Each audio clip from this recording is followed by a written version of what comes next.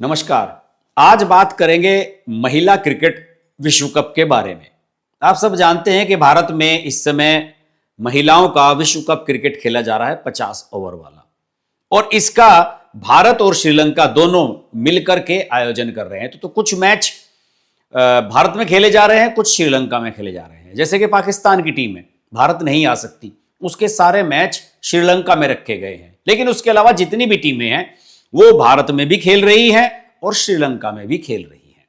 इस समय स्थिति यह है कि सेमीफाइनल के मुकाम तक ये पहुंच चुका है विश्व कप, और 30 अक्टूबर को भारत का मुकाबला होगा ऑस्ट्रेलिया की टीम से, वर्ल्ड चैंपियन टीम से सेमीफाइनल में। तो उसके बारे में बात करने का कोई इसमें उद्देश्य नहीं है मेरा।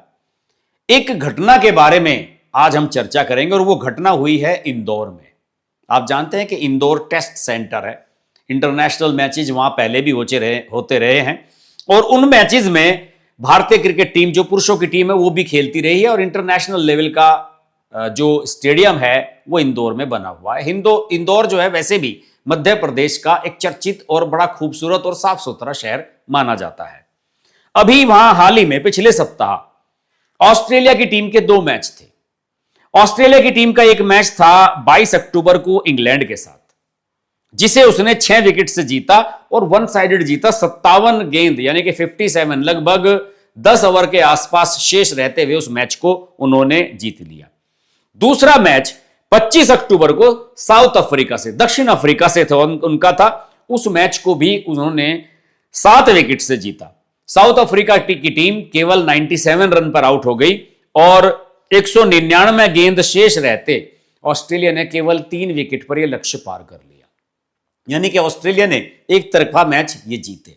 तो इस तरीके से लगभग आप समझ सकते हैं कि 22 से 25 अक्टूबर तक तो 3 और 1-2 दिन पहले आई थी टीम, तो लगभग 6-7 दिन के लिए ऑस्ट्रेलिया की टीम इंदौर में रही।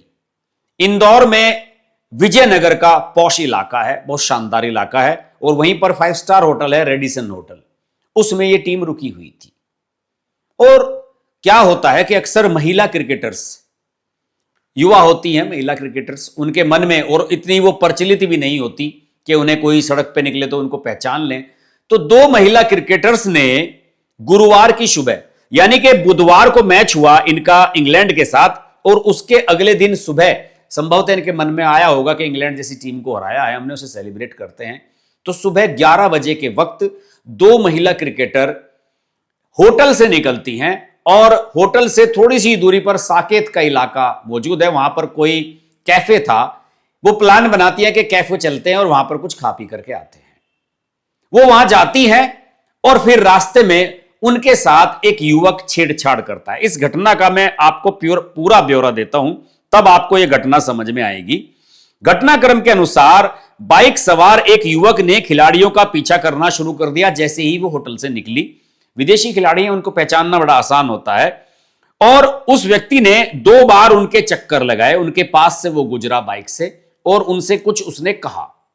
इसके अलावा उसने एक महिला खिलाड़ी को अनुचित तरीके से टच भी करने की कोशिश की, दूसरी महिला खिलाड़ी का हाथ पकड़ने की कोशिश की, उसको रोकने की कोशिश की।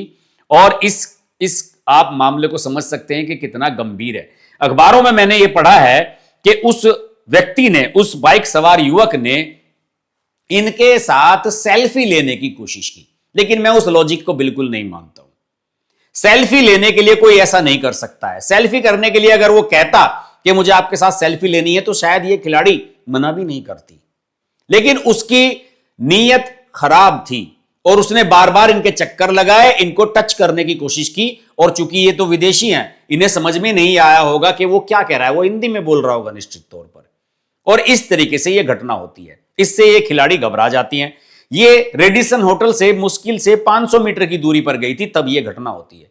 उसके बाद ये होटल में जो इनकी टीम के सुरक्षा संपर्क अधिकारी हैं, डैनी सीमंस, उसको इन दोनों महिला क्रिकेटर्स ने फोन किया और उन्हें बताया कि इस तरीके से यहां किसी ने उनके साथ बदतमीजी की है। उसके बाद गुरुवार की ये वापस लौट आती हैं होटल में और फिर अंदर आकर अपने स्टाफ को बताया जाता है, वहां पर पुलिस भी इनकी सिक्योरिटी के लिए होटल पर मौजूद थी। फिर सारा घटनाक्रम चलता है और गुरुवार की शाम को एफआईआर दर्ज की जाती है। और इत्तेफाक की बात देखिए कि पुलिस ने इसमें पकड़ धकड़ शुरू कर दी और इसमें सबसे महत्वपूर्ण मदद जो हुई एक राहगीर ने की। एक सड़क पर कोई व्यक्ति जा रहा था, उसने देखा कि एक लड़का बाइक पर है और इन महिलाओं को, जो विदेशी महिलाएं हैं, इनको छेड़छाड़ कर रहा है। उसने उसका बाइक का नंबर नोट कर लिया और पुलिस को बताया और उसके बाद तो फिर पुलिस के लिए यह आसान काम था। फ्राइडे में इसको गिरफ्तार कर लिया गया और इसका नाम है अकील खान। 5 थानों की फोर्स लगाई गई थी, कई टीमें बनाई गई थी कि इसको हर हालत में पकड़ना है और इसे फ्राइडे को पकड़ लिया गया। और इसका जो सोशल मीडिया पर वीडियो मैंने देखा है, पुलिस वालों ने जो इसका हाल किया, पैरों से चल नहीं पा रहा था ये अपना, इसकी खूब ठुकाई की पुलिस वालों ने, जमकर ठुकाई की और इस पर बीएनएस की धाराएं लगाई गई हैं। लेकिन सबसे महत्वपूर्ण बात देखिए कि ये हैबिचुअल ऑफेंडर है, 10 साल की सजा काट के आया है। इस पर कई और मामले चल रहे हैं, जिसे कहते हैं ना कि आदतन अपराधी है। लूटपाट और डकैती का मामला था, इस पर 10 साल की जेल काट करके आया है। अब इस पर मांग की जा रही है कि इसके खिलाफ जो है एफआईआर तो दर्ज हो गई है, कार्रवाई शुरू हो गई है कि इसके खिलाफ बीएनएस की धारा 77, 74 है, 78 है, पीछा करने वाली, छेड़छाड़ करने वाली, कि केवल इन्हीं धाराओं में इसके खिलाफ कार्रवाई नहीं होनी चाहिए। वहां के कई पॉलिटिकल जो संगठन हैं, उन्होंने मांग की है कि इस पर एनएसए लगाया जाना चाहिए। यह एक छटा हुआ अपराधी है और भारत में एक इतना बड़ा कार्यक्रम हो रहा है, इतना बड़ा टूर्नामेंट हो रहा है, उसमें आई हुई महिलाओं के साथ इसने ऐसी हरकत करने की कोशिश की।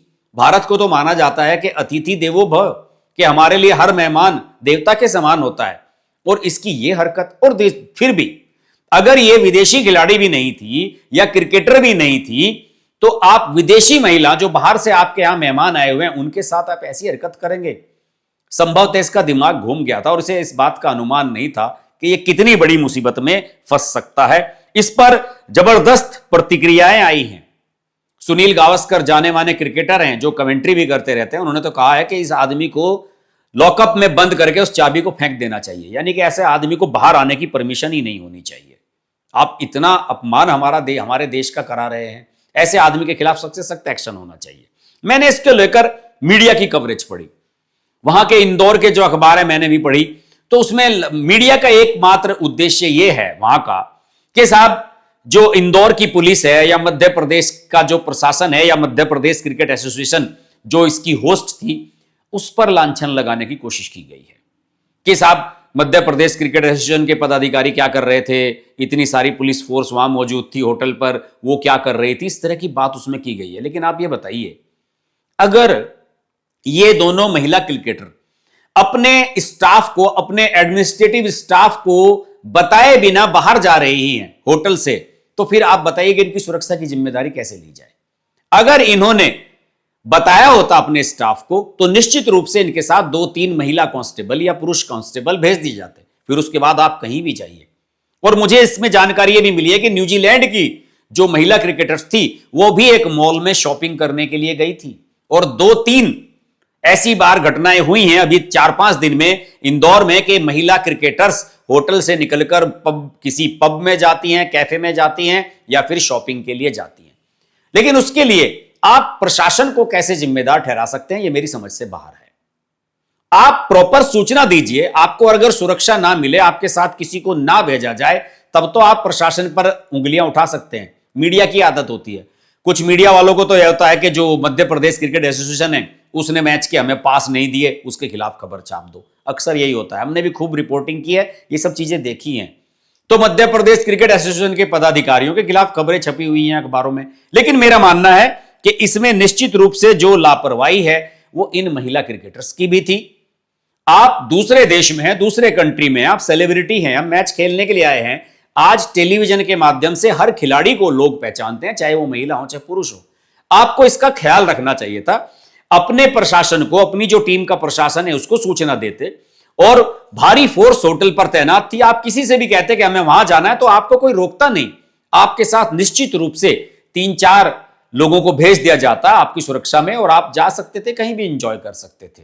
लेकिन गलती इनकी भी है। लेकिन सबसे बड़ी गलती उस आकिल खान की है। उस आकिल खान की जो टांग तुड़ाई की है इंदौर की पुलिस ने, उसके लिए तो इंदौर की पुलिस को मैं धन्यवाद देता हूं। उन्होंने इतनी त्वरित कार्रवाई की। मैं पुलिस वालों पर बिल्कुल भी आरोप नहीं लगाऊंगा, बिल्कुल भी लांछन नहीं लगाऊंगा। उन्होंने अपने काम को जिम्मेदारी से किया है। 2 दिन की रिमांड पर भी इसको लिया और अब संभवतः इस पर एनएससी भी लगाया जाएगा। लेकिन ऐसे आकिल खान जैसे लोगों से सावधान रहने की आवश्यकता है। इस प्रकार के अपराधी जो सीरियल ऑफेंडर हैं, लगातार इस प्रकार के अपराध करते हैं, उनको इस तरह से छुट्टा घूमना, इन्हें तो अंदर ही बंद कर देना चाहिए। किसी ना किसी आरोप में इनको अंदर ही बंद रखना चाहिए, बाहर आने नहीं देना चाहिए। और अब इस घटना के बाद तो आकिल खान बिल्कुल बाहर नहीं आना चाहिए। तो मुझे लगा कि इस प्रकार की सूचना आप तक पहुंचाया जाना आवश्यक है।